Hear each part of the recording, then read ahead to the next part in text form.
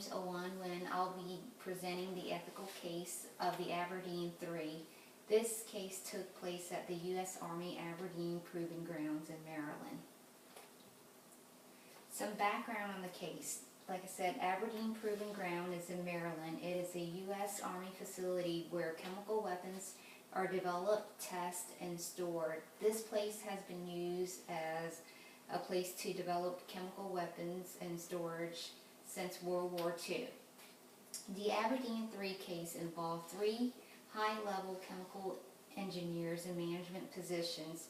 They were charged with the chemical weapons not being stored correctly and leaking into the environment. They were charged with the system that was used to contain these hazardous materials were not fit. What happened was that the dikes that were holding these chemical weapons together were not holding it together, and they were leaking 200 gallons of sulfuric acid into the nearby Canal Creek. The system that they had to contain these chemicals were corroded, and these 3 chemical engineers found that it was in their job description to responsible of maintaining and keeping up with these storage containers. The 3 that were involved in these cases, the first one is Carl Gimp. He was the manager of pilot plant. He worked under the 2 other men that were convicted, William D. and Robert Lentz. William D. and Robert Lentz were the higher level supervisor over Mr. Carl Gimp. William D. was in charge of developing chemical weapons. He developed some binary chemical weapons. Mr. Robert Lentz, he was responsible for the processes of manufacturing the chemical weapons. These 3 men found that it wasn't their, responsibility to maintain the storage system, and these 3 men did not see that it was their responsibility in being in management position to protect their subordinates of these chemical weapons.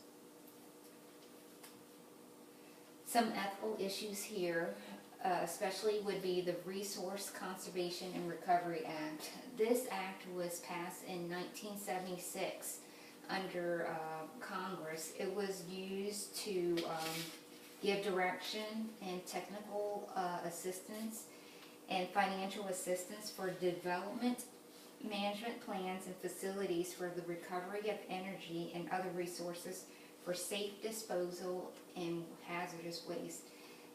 This RCRA also followed through with the Solid Waste Act that would also give directions in terms of the hazardous waste. Other ethical issues at stake were that the chemical engineers had a social contract with the public welfare and the society that once they got admitted into any engineering school, that they felt that whatever they developed or maintained or what they worked at was for the safeguard of the society.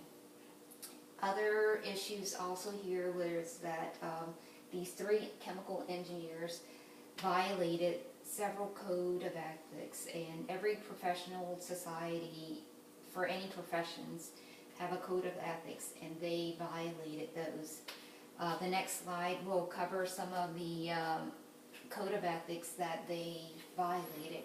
According to the American Society of Chemical Engineers, it states that one of the canons states that engineers should be committed to improving the environment and to enhance the quality of life. Their second canon that they have violated is that engineers shall hold paramount the safety, health, and welfare of the public, and shall strive to comply with the principles of sustainable development in the performance of their professional duties. So all of these canons here were violated in the Aberdeen Three case.